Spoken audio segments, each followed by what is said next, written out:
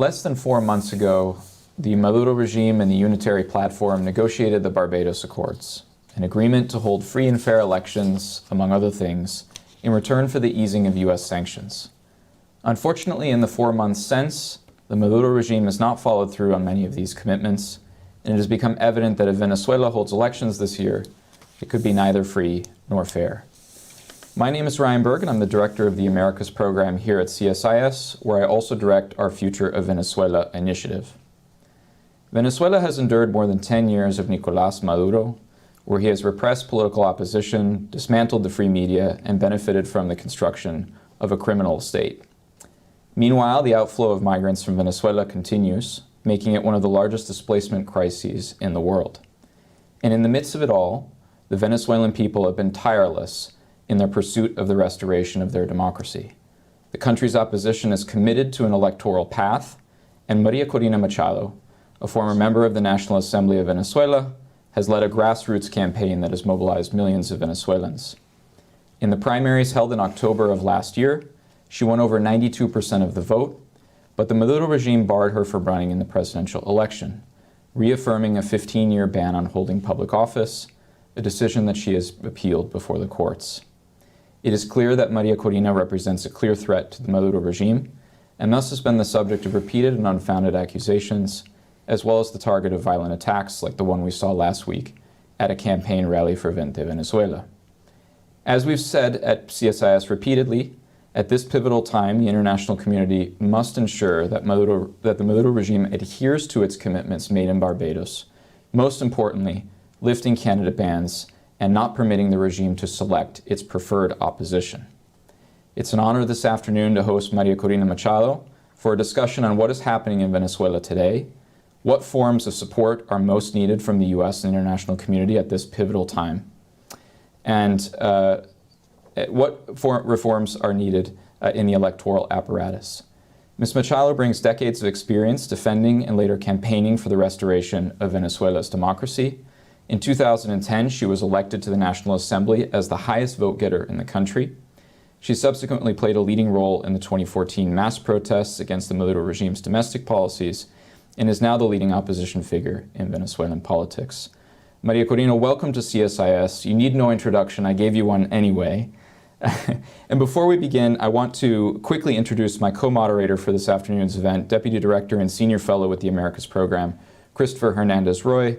Chris is well known here in Washington, having served most recently as a senior political advisor to 2 Secretaries General at the OAS, where he led the organization's efforts to hold the Maduro regime accountable for its possible crimes against humanity. So Chris, welcome to you as well. Thanks very much, Ryan. And it's a real pleasure to speak with you again, Maria Corina. Welcome to you.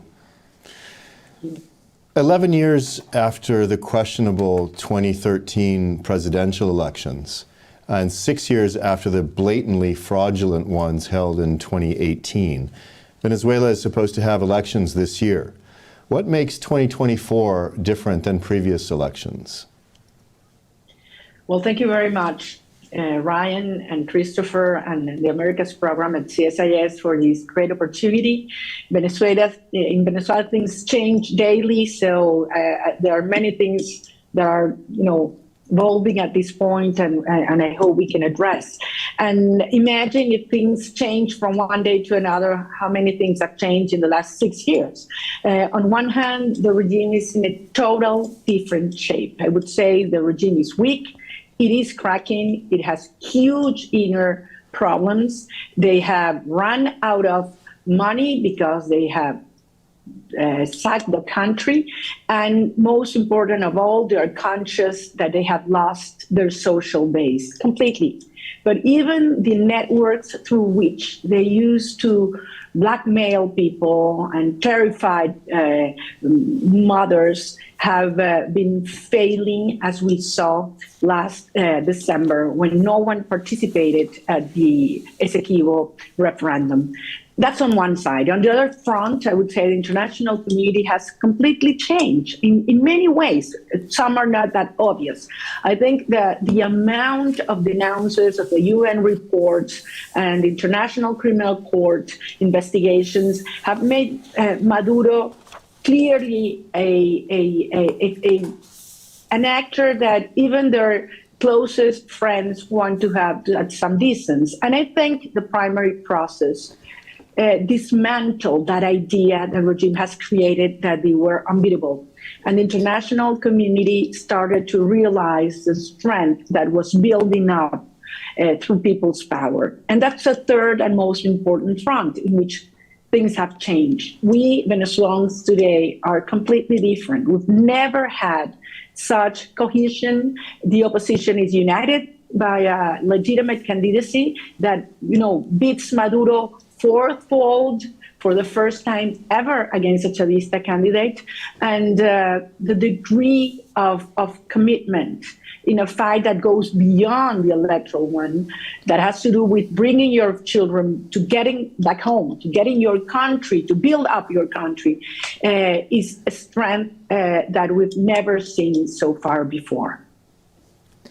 Maria Corina, I remember when we spoke to you last summer, you said something to me very memorable, and I'm going to paraphrase you and try to quote as best as possible, but recognize I'm paraphrasing. You said there are two options. The first is an obscene fraud by the regime, or a historic defeat for the regime, because the Venezuelan opposition was united, mobilized, and energized. I want to ask you a question about the gravity of the situation. We keep referring to the moment as pivotal. Give us a sense, given the political, social, economic, and humanitarian crisis in Venezuela since at least 2014, what does another 6 years of Nicolás Maduro mean for not just Venezuela, but also for Venezuela's neighbors? Well, one thing, Ryan, probably you were surprised by the statement I made. I think today probably most people would share it, inside and outside Venezuela. And that shows how things are moving in our country. 6 more years of this tragedy, first and foremost, would mean condemning a whole generation to hunger, to no education at all, children living without their mothers, and probably no future for a whole generation of Venezuelans. That's the most urgent and important thing to keep in mind. On the other hand, we know that most of the problems that are critical to the countries in our region, including the United States, have a lot to do with what's going on in Venezuela. Venezuela has turned into the safe haven for guerrilla groups, drug cartels that operate from our country and coordinate activities all around the world. Venezuela has been an open door for regimes such as Iran and Russia. From Venezuela, the establishment of liberal democracies have been coordinated and stimulated, and certainly the more Maduro stays, the more Venezuelans will flee. And if Maduro decides to close this opportunity for democratic transition and decides to go in the Nicaraguan route or path, that probably will mean the bigger migration wave ever, with all the consequences that we know that will have for the region.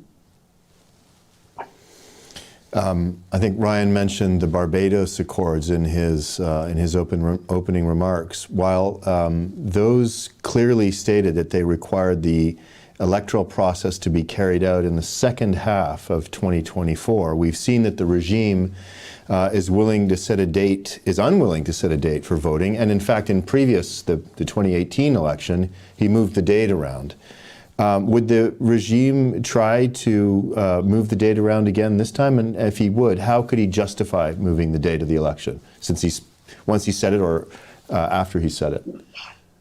Well, Christopher, justifying is not precisely what the regime uses to do. I mean, there's simply no rule of law in Venezuela, and they think they can go away with that every time, once and over again. I think things are different right now. First of all, I think the moment they set a date, the countdown will start. And I think they're very much afraid of that, regardless of the conditions. Secondly, their own organization is lacking the most important element of all, which is inspiration. They are, the only way they address their own people is through fear and threats. And you can have a lot of money, but if people are not committed, inspired in a moment such as this will not be effective, and they know that. And finally, I don't think they have already decided if they want to throw overboard the Barbados Agreement, because they desperately have been seeking some legitimacy and resources, and they know that if they do that, it's over. Another thing that the Barbados Accords stated was that candidates for the presidential elections could be chosen freely. Now, you received over 90% of the vote in the primary election, which came off with tremendous success. Yet the regime has reaffirmed the ban against you running in the election because, in your words, Maduro loses if you run. What are your plans to surmount this apparent immovable obstacle with Maduro? Well, first of all, it is actually the first point of the Barbados Agreement that says that the parts have the right to choose their candidates. And that's precisely what we did. No one expected a turnout of much over 500,000 people, and almost 3 million came out. I mean, this was a milestone. It changed, a point of inflection.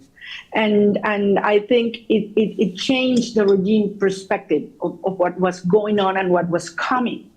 And the fact that they are insisting in blocking me has nothing to do with one person. This is not about me. It goes even beyond the 3 million people that voted in the primary process. The fact behind this is that the regime doesn't consider yet the possibility of losing power and moving through a pacific transition to democracy. They do not accept that yet.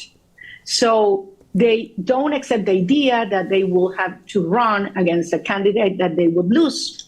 So that they think that if they cut my head, then it would be much easier to cut many other heads beyond in the line until someone they totally control and can defeat will appear. And this is something the international community clearly has said that is a red line, but most importantly, it is a red line for the Venezuelan people. The U.S. has said it supports a process. Yet it's evident now that the process, as you said, frankly, is really whatever Maduro feels it should be. It's really whatever he says. With your candidacy ruled out by the regime, are we not in a really dangerous moment of uncertainty and unpredictability where really anything can happen, especially, as you have just said a minute ago, especially given the popular energy that your campaign has injected into the Venezuelan people? We certainly are, Christopher, and we are seeing that the things that they've done in the last days with repression, persecution, disappearance of innocent people. And I believe many of these actions are messages they're sending to their own people. They don't make it less dangerous or costly or painful. But I think these are messages they are sending to their own groups that are feeling that they have this exodus of people coming towards us. I would say that in Venezuela, nothing is said until the last ball, the last inning, okay? And here we are in the beginning of this game. I mean, there are many weeks to come in which the power and the strength of the regime is declining and ours is increasing every day that passes by. And this is one of the main messages I want to convey. I mean, they are every day in a weaker position. We are getting more and more support, not only inside as we are organizing Venezuelan citizens in the 600K platform to defend the vote, with 600,000 people, with all political parties getting, committed and participating, but also internationally. I think the statement from the European Parliament last week, the statements from many countries in Latin America and Europe in the last days, show the regime that even those countries that were close ideologically to Maduro have restated that the way to move forward is the Barbados Agreement and free and fair elections. We have time to see or to push this process towards the route, the path that we all think is best for Venezuelans. And let me tell you something. We have to make Maduro understand that it is also in their own best interest. I think it's undeniable, Maria Corina, that you have broad support among the population and that you have generated energy and hope. As Chris mentioned, you've injected hope for change after 11 years of Madurismo, 25 years of Chavismo. How will the Venezuelan street react if their aspirations for change are once again frustrated by Maduro? Well, I would like to say, what are we doing for that not to happen? And that has a lot to do with what Venezuelans are willing to do here and abroad. And that's what it's my main concern and attention at this point. The regime has to understand that there would be a huge cost, and not only in the reaction of the people, because as many people tell me, Ryan, and I think I've mentioned this before to you, for many Venezuelans, this is their last chance to meet their grandchildren who left years ago, or they've never met before, only through WhatsApp. For a young Venezuelan student who doesn't want to leave their country, or his girlfriend, or wants to meet back their brothers. I mean, this sense of that goes beyond a political contest, that it has to do with our families, our values, our future. So if something I've learned once over and over again is to trust the Venezuelan people. We saw it last year, we're seeing it right now. Maria Corina, aside from the obvious, which is letting you run in the election, what other reforms or commitments by Maduro will be necessary to have a free and fair, or a freer and fairer election? Well, first of all, we have to respect the right of every citizen of Venezuela to vote. Young people that have turned 18 in the last 5-6 years and haven't been able to register. Almost 3 million Venezuelans have been moved from one place to another without their will, their consciousness. Those 4.5 million Venezuelans that have left and that have the right to vote abroad, that's one thing. Certainly, we also need to have competent and effective and comprehensive missions of electoral observation. European Union, the OAS, I think, would have been a very important actor. It wasn't accepted at the Barbados Agreement, but it was a Carter Center. And I think these are organizations, the United Nations, that have credibility among all Venezuelans, and if the regime wants to give some legitimacy, or a lot of legitimacy to the process, certainly they should be part of it. But as I said before, the first point in the Barbados Agreement was that the parts have the right to choose their candidacy, and the people of Venezuela already chose theirs. Maria Corina, going back again to the Barbados Agreement, one of the things that it stipulated was the release of prisoners, and this is something we've been watching very, very carefully. Maduro has reneged to an extent on freeing political prisoners as well. At last count, about 263, according to Foro Penal, including, as you've already mentioned, very chillingly, I think all of us have been following the situation of Rocio San Miguel, the well-known director of Control Ciudadano, someone many of us know. What more can be done to ensure that they are freed and to ensure that Maduro keeps his end of the bargain on political prisoners? There are still 263. And among them, 4 of our campaign Including, managers. Yes. Yes, that we don't know where they are. I mean, they have disappeared. There is footage of 2 of them, but it happened 22 days ago, and I have no idea where they are right now, neither their families or lawyers. And certainly this is a practice that the regime is doing selectively in order to create terror in our population and to make people, paralyzed in a moment where it's critical for us to gain more and more momentum. So certainly we need to raise the cost of repression. It cannot only be, through social media statements. The regime has to understand that it is a red line, and this will have consequences. And I think that Rocío San Miguel brutally detention with her daughter, her family, certainly created a wave with a huge cost for the regime. And these are kinds of things that we need to speak out loudly.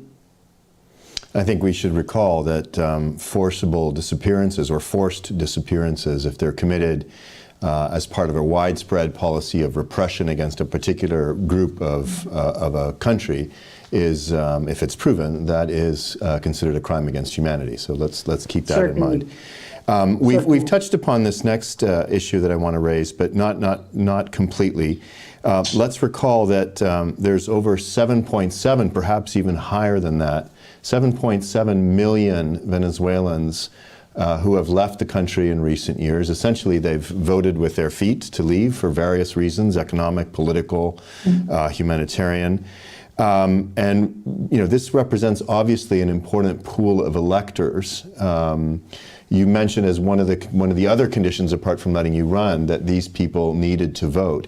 How can we push to ensure that not only are they allowed to vote, but that the facilities are in place to allow this diaspora, which is really spread not just across Latin America and in the United States, but across Europe, to allow them to exercise their vote in this election? Chris, that's a super critical issue here, because the regime has tried to divide and our country to many elements I mentioned, and certainly dividing and separating the families is one of the most cruel ones. And in a sense, it's a right for Venezuelans abroad to vote, but it's also a way to bring the country back together. There are only a little over 100,000 Venezuelans that are registered at Electoral Council's register, official, and there are, as you say, almost 8 million in Venezuela, of which we estimate that around 4.5 are already registered in Venezuela and should be able to vote. Mm-hmm. The regime doesn't want to keep that to let that happen, because they know that many or most of them have left the country for the reasons we mentioned before. So I think we need to put a lot of pressure, and I believe the governments of those countries could be critical, because it is a force. It is an internal force. They are living in those countries and have rights. And of course, I'm thinking in countries such as Colombia, Mexico, Peru, Ecuador, Chile, Brazil, Spain. I mean, that's where the most of our diaspora is currently living, and I think that's one of the specific actions I've been asking to those governments to push for, and I do it once again. Maria Corina, you mentioned the very strongly worded resolution that was passed by the European Parliament last week. I want to ask you a question about that. We also analyzed that resolution here closely in and thought that the statement was very strong. It basically stated that election results will not be recognized if you are not able to participate and the conditions are not free and fair. What steps does the international community need to take beyond non-recognition to encourage fair political participation in the elections? And if you can, give us a sense of what needs to be done with regional governments that we sense are very important: Colombia, Brazil, Mexico, countries that we would like to speak up on your behalf. I think, Ryan, this is a critical issue and particularly urgent at this point, because we have been doing a great effort in terms of, conveying our message to all actors, conventional and unconventional actors of the international community, not only political. I'm talking about debt holders, potential investors, NGO and different social movements, and certainly those governments that have so far, for ideological reasons or other, been closer to Maduro. And what we are proving is that it is in their best interest to have a solution, a pacific solution for Venezuelan long-lasting conflict this year. And the way we can do that is through a negotiated process that would take us to free and fair elections. So far, we've seen some more vocal, some more timid, but all in the same direction in terms of Maduro should comply with the Barbados Agreement. He should fulfill his commitments in order to have all the region supporting this process. As I said before, and I repeat it now, the countries that will be more impacted negatively if the conflict doesn't solve, or positively if we manage to have this transition, are precisely our neighbors. And that's why Venezuelan conflict has turned into an issue of interior politics. It is in Colombia, it is certainly in many other countries, and it should be also in the United States. Fortunately, we have bipartisan support, and we hope we can keep it this way, because the issues at stake are issues of maximum interest and hemispheric security. The security forces are a critical component of Maduro's repressive apparatus, but we've discussed this before, they're not a monolith. And the very same week that your campaign staff were abducted and forcibly disappeared, the regime arrested 30 members of the military. What does this tell you about the state of the armed forces? Are there cracks that can be exploited to ensure the military, or a portion of the military, supports a peaceful transition in Venezuela?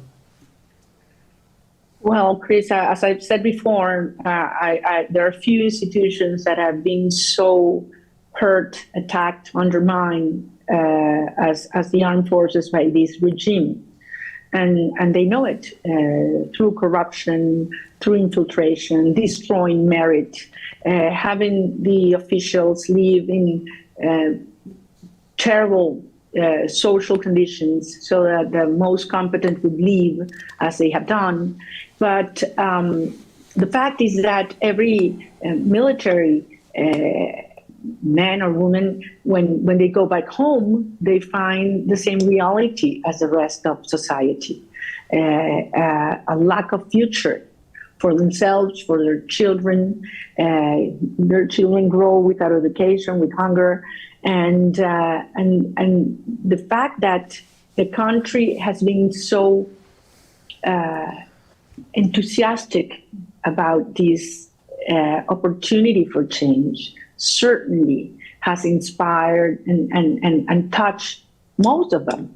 And that's my experience when I travel around the country and I meet them, they block the streets, or I stop to get something to drink, and you see they're as desperate as the rest of the country for a true change, and a change for institutions that would need to gain respect once again from the whole society. And they realize they have no future with this regime. And what I tell them is the only thing I expect them to do is to respect the Constitution the day we will have elections in Venezuela, and to be witnesses of how sovereignty, popular sovereignty, is expressed freely by their co-citizens. I want to ask a similar question about the PSUV. Maria Corina, you mentioned some fractures within Maduro's own coalition, and I think this is very important to talk about. Another thing we've been trying to track and pay attention to. Are there segments of the regime that you believe support free and fair elections? It sounds like you do. And what guarantees would they need to have to push for a democratic election? I would say, perhaps for your surprise, that there are important groups at the PSUV that are open and willing to move ahead with free and fair elections. But even further, there are groups that already are getting closer to us. Imagine for how many years these members of the PSUV have not been able to choose their own leaders, but they have been imposed from Caracas, and the tensions and the fights reflects the group of power in the country and the way they do business with each other. And at the end, they are, just not taken into account. They don't count at all. And I do think that they start to think how their life would be after transition or through the transition. And certainly my message to them is we will live in a democratic nation. We won't come with revenge. That's not our nature. We will be assured that we have justice and that they will be equal in front of the law as all of us. And I think more and more are starting to see that certainly a future for them will be a future with us. I want to go back to a couple of things you've mentioned already. You said at one point that your power is increasing and that Maduro's power is decreasing, and I think you've made that quite clear. At the same time, you also touched on briefly about what I'll call the Nicaragua scenario. So given that Maduro's power is declining and that yours is rising, how much of a chance do you think there is that Maduro decides he's just going to give up on any notion of legitimacy, cancel the elections entirely, and follow Daniel Ortega's path all the way to a consolidated dictatorship? Well, no one can, simply discard that option. They've shown that they are able and sometimes willing to commit huge mistakes, and I certainly believe that decision would be very costly and very painful to all Venezuelans, but it would make things even worse for Maduro. And I think there are groups in the whole system that realize that and understand at the end that there comes a moment where a system, a regime is totally inviable. I mean, it cannot resist. And I think that they don't have today grip on all dynamics in the country to resist a process such as that. I don't think so. I don't think that the country will simply surrender. That's not going to happen. So I think we do have all the responsibility to create the incentives to Maduro to understand that that's not his best option, that his best option is to depart and respect seriously, for the first time, a negotiation that would give all the parties guarantees that this will be, respected, comply, and we can move along. There are groups around Maduro that certainly do not want this to happen, and at the end, it will be a balance of force, which are the ones who have the highest power in order to decide this. And I think, as I said before, that the incentives are clear. And in my case, I'm doing everything I can to show them that we are willing to go through a reasonable negotiation for a political change, not for the status quo to be maintained. Can I ask a quick follow-up or a slight expansion of that question, which is, you say that there may be elements, there are elements within the PSUV that are interested in legitimacy, or at least a certain degree of legitimacy. Is there a chance that there could be a leadership change within Chavismo, and they put somebody else to run against you? That could be an option. Perhaps that's the only substitute that people will tolerate. But please, again, I cannot speculate on those issues that has to do with the equilibrium of forces among the regime, and certainly, as you said before, these are critical times, dangerous times, because there are many forces that are clashing among them.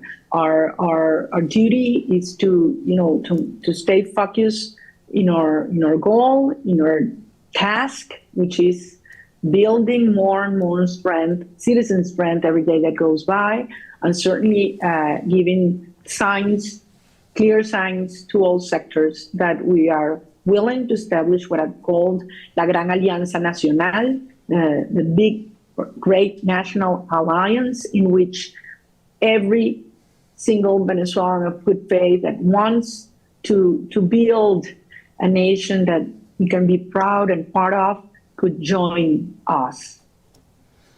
This is a perfect segue. I want to drill down into the Gran Alianza Nacional a little bit more. Maria Corina has a great acronym, GANA, which for our non-Spanish speakers means to win. So tell us a little bit more about this. What is the plan? What are the details of the plan? How is it going to work? It's very detailed, including down to the state and municipal level. So give us some more detail.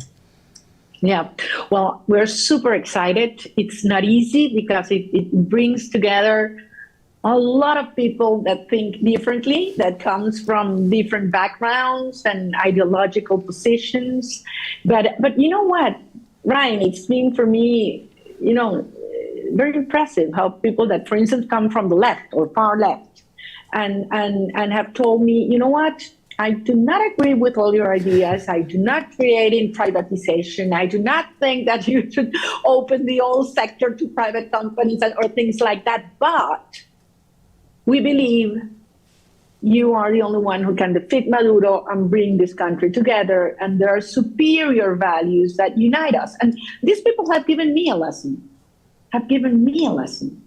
And how can we build consensus around Republican principles of a republic, a democratic republic, and how to build inclusive institutions, and how to sit down the nurses discussing about our health public system proposal, and how to go around the country with teachers and having them promoting our reforms in the educational system, and so on. I mean, have all sectors of the country excited and sharing views and proposals proactively and full of hope, not only denouncing the abuses of the regime, we already know that, but let's start building the house into which we're going to move. That's what I tell them. And now we're building governance from now so that the moment when I reach the presidency and I enter Miraflores, we will have a social network already built up. Can you tell us a little bit about your economic plan? Because the level of investment to get the country back on its feet is in the billions, the multiple billions. Can you tell us a little bit about your plan to rebuild the Venezuelan economy? Well, we call it the expansionary stabilization of our economy because it's twofold. On one part, we need to put some order. You are surely aware that nobody knows. Venezuela is a black hole in many areas, but especially in the economic and financial sector. We don't know what are our reserves. We don't know how much for certain, what is the level of our debt. We don't know how much income the government gets. I mean, it's a black hole. So we need to put order. But at the same time, we need to set the country growing fast so that we can have results in the short term. And I do think that even though we need to go through a process with the multilaterals as a first step towards a restructuring process of our debt, that will allow us to reinsert Venezuela in the international financial system in order to have important investments in infrastructure and critical institutions so that we can build trust for huge investments to come. Look, in a moment where the world is going towards a nearshoring process, where we have an international energy crisis, Venezuela can be the most attractive place for investment in our region. But that certainly requires not only a regime change through election, but certainly profound reforms that have to do with rule of law, the independence of the judiciary, and certainly changes in regulations and laws that open our markets and give trust to all investors, local and international, so that we can have a growing real income for our people and millions of new employments. Last week, Maria Corina, we mentioned already the videos that were shared of the violent attacks by the regime on members of your party, Venezuela. We've talked about the individuals who have been forcibly disappeared. How are you able to operate in this increasingly hostile and dangerous environment? And is there anything we can do here from Washington or the international community to ensure better safety on the ground in Venezuela? Look, this is a tough question to answer. Believe me, this has nothing to do with what we've seen 10 years, 5 years, or even 1 year ago. I mean, the regime is closing more and more our abilities to mobilize or even to hold town halls that are simply, women, young people, old men, just getting together to train in defending their votes or how to spreading a message. I mean, this is open. I mean, this is in open places, and they still fear that we do this. You're aware that I've been banned from leaving my country for over 10 years. Yeah. I'm not allowed to buy a domestic flight. The airlines, private airlines, have been told that if they sell me a domestic ticket, they will lose their license. I cannot even rent places to hold our meetings in advance, because if we do that, they get threatened and closed. So we organize big events, but we have to tell people a couple hours before when they're going to take place. So when I travel around the country, I cannot rent a hotel because they will be closed. So regarding freedom of speech, during the whole campaign of last year, you know how many interviews in important TV media I had last year? None, zero. So this is tough, and that's why it is so impressive and moving to see that even with all these obstacles, with threats, with no public transportation, no gas, thousands of people appear. And that's why I am so convinced that we will succeed, that at the end we will prove ourselves and the world the degree of commitment that we've built and we've learned with mistakes and also with great things we've done so far. But we've been preparing for years for a moment, and the moment has arrived.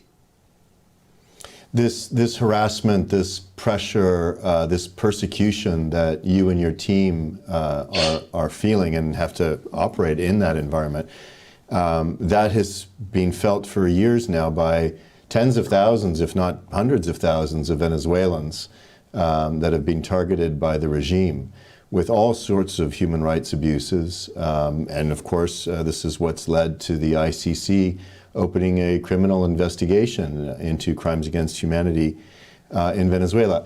Leaving aside the ICC investigation, have you been engaging with regime figures, with people in the military and others about some sort of a transitional justice scheme, something that if you were to hopefully reach the presidency, you would bring a measure of justice, but that would reassure at least the people responsible for not the worst human rights abuses, but some of the offenses that were committed by the Maduro regime, that they would not be persecuted and they would be able to live in safety? Chris, that's certainly one of the more delicate and critical strategic lines that we need to move ahead. No, I'm not talking about these issues with active military because that would mean a great risk to them. And but we are discussing that with a lot of people in Venezuela and abroad, learning of other experiences in other countries, and also hearing our people, because it is very important that Venezuelan people understand that this is not impunity, and but justice. But at the same time, that we need to give guarantees to facilitate this process. Mm-hmm. And I'll bring one point here, and this is very important. Maduro has to understand that if he wants a reasonable agreement for them, he will need a counterpart that has credibility and trust from the Venezuelan people in order for the Venezuelan people to accept that agreement and to support that agreement. So not anyone, not any counterpart would have the support of the Venezuelan people for an agreement such as this. Yep. I have a question, just shifting gears a little bit. We haven't talked that much about the regime's support from external actors like Russia, China, and Iran, and Cuba in 2024, but the regime certainly benefits from their ties to extra-hemispheric actors, and these actors have extensive experience in election tampering and election rigging. Do you foresee any role for these regimes in 2024, Maria Corina? Well, they certainly have it, and the regime is counting on them. But that works in both directions. These regimes also benefit from the fact that they can have safe haven in Venezuela, and that Venezuela can turn into an open door for Iran in Latin America.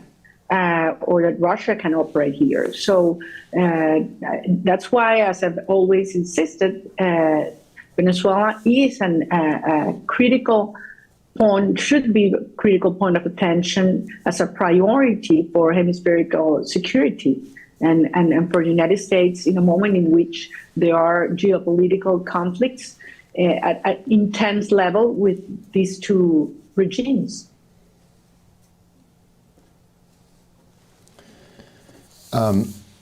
Maria Corina, I want to again go back to your plan, your hopeful plan for democracy development. It also includes an element, of course, on the economy, which we've touched upon, but it also includes a segment on security, citizen security, but also security, recovering the territory, recovering areas that are currently under the control of cartels, in some cases of guerrilla groups, in other cases of sindicatos that are illegally mining large parts and committing ecocide in Venezuela. How will you be able to do that, knowing that an important part of the security apparatus will need to be retained from its previous role as one of the pillars of the Maduro regime? Well, Chris, that's certainly one of the main challenges we have. Actually, over 62% of Venezuelan territory is under control of criminal groups. So imagine the magnitude of the task we have. And these will have to be done progressively. Certainly, there are critical areas that should be addressed before. And I do think that there are enough people active or retired, both civils and military, that could be easily evaluated and trained. This is not only a matter of the amount of officials you have, but how well they are communicated. Technology is crucial here as much as intelligence. So this is, as I say, a very delicate issue that we hope we will have technical and information support from countries that are allied in this democratic process and that are impacted themselves of what's going on in Venezuela at this moment. Maria Corina, a question about youth participation.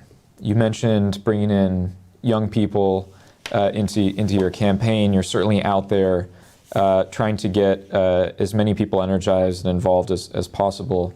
One thing that I often hear from young people in Venezuela who have left Venezuela is about a worry that they have that the belief in the democratic path, the belief in elections as the path to transition away from this regime, that with some it's closing that belief. Because if you're, say, 25 or so or younger in Venezuela, you've known nothing but Chavismo. Right, you've grown up under this regime. You've been socialized in this regime, and you've experienced a number of disappointments in the past. How do we prevent that vigor, that zealousness for democracy and for the elections path, the electoral path to a better government from dying out in youth in Venezuela? Wow, that's huge, because also a good part, sadly, of our young people have left. And because their parents, including my children, for different reasons, we have to send them away. Some for their own security, as was in my case, many just to give them a future. But, you know, Ryan, my impression is that young people abroad are perhaps the most active. There are some many that send information back home. You know, average towns in Venezuela that are in crazy places. No, you have no media, no electricity, of course, no internet. And then I arrive and people are informed, and I start asking, how come? And they find a way to communicate with their kids or their brothers and sisters that are abroad. And they are the ones that are sending them, you know, information about our activities or getting them excited with the possibility of coming back together. So I do think that the fact that they have only seen this could have been worrisome, but the fact is that what they've seen is horrible. What they've seen is misery, separation, humiliation. So they do know that there's no future for them home if this keeps on going. So it's all about them for us, and the fact that many young people are joining in at this point is very exciting for me, because they are the best way to communicate with the rest of Venezuelan youngsters. Our main challenge right now is also to get them registered so that they are able to vote. Today, most of Venezuelan young people are not. Right. Maria Corina, much of what we talked, in fact, I think almost all of what we've talked about today has been about the challenges of the election, the work that you and your team are doing, the obstacles that Maduro has placed in your path. We've talked a little bit about your plan de gobierno, your plans for hitting the road running or the pavement running. This is all internal stuff, naturally, and that's where the focus should be. But I'm just curious, because there was one last, I think, element of your government plan, which is Venezuela returning to the community of nations, Venezuela resuming its place in a democratic international community. What would that look like? What would your foreign policy look like? How would you restore Venezuela's place, not only in the Americas, but on the world stage? Well, first of all, Chris, you have to turn into a trustable counterpart. And you have to prove that your word counts, and you have to comply and fulfill your commitments, and that means, of course, in international law and human rights agreements that have been signed. Certainly, I believe Venezuela should be an active part of an inter-American system, as we were before Chavez arrived, but also to establish transparent and just relations with every single other country in the region. I think Venezuela, after what we've gone through, we will have, a moral authority to defend a beacon of democracy. And freedom and prosperity and solidarity. I don't know if I can make myself clear enough at this point. I mean, I think our generation is unique in terms of how much we value having our family together, living in freedom and respect and justice, and living and being able to live in your country. And after we do what we are going to do, after we achieve what's going on, we will be very proud of ourselves. And that's something that is very important, because we'll be generations of Venezuelans that will take care of our democracy and our institution as none other has done before. So we're running short on time, and this will probably be the last question of our event. And I promise not to be the guy who asks the hardest question last. But Maria Corina, there's a lot of thinking here in Washington about Venezuela. There's a lot of thought that goes into the think tanks here, papers, reports, events. You're on the ground. What's one thing that Washington or the international community misunderstand about Venezuela that you just wish we would understand better? Wow. Only one. Look. First and foremost, to some extent, Maduro had managed to create this idea that the regime was unbeatable. And that, they would never make mistakes. Even when they did horrendous things, everybody would justify how it would turn out to work for them. And it doesn't go that way. I mean, the regime has been committed mistake after mistake. And I think this is a moment in which we have to go beyond the surface and understand the strength that is how profound it is what is moving on in Venezuela. It goes beyond an electoral process. So the will of the Venezuelan people to do things right, to come together, and to have, again, a nation that is good for all of us is huge. So we have overcoming obstacle after obstacle. They say there wouldn't be any primary, that they weren't allowing me to participate in the primary, that they would never allow me to win the primary. And here we are. Here we are. For the first time ever since Chavez came to power, everybody believes, inside and abroad, that we have freer elections, as Chris said. We will win by a landslide. So people are starting to understand the degree of commitment we have right now and how we are organizing. That's where strength comes from. But we need you. We need all Democrats around the world raising their voices and believing this can be done and aligning the interests of all actors, conventional and non-conventional, for a peaceful transition, because we will be all benefit from it. So I will leave it here and say that, keep posted, because things in Venezuela move really, really fast. Thank you. On behalf of the Center for Strategic and International Studies, thank you very much, Maria Corina, for joining us today and sharing with us your insights. Our conversation comes at a critical moment for the United States and the international community as it witnesses the continuing repression of the Maduro regime and its efforts to remain in power.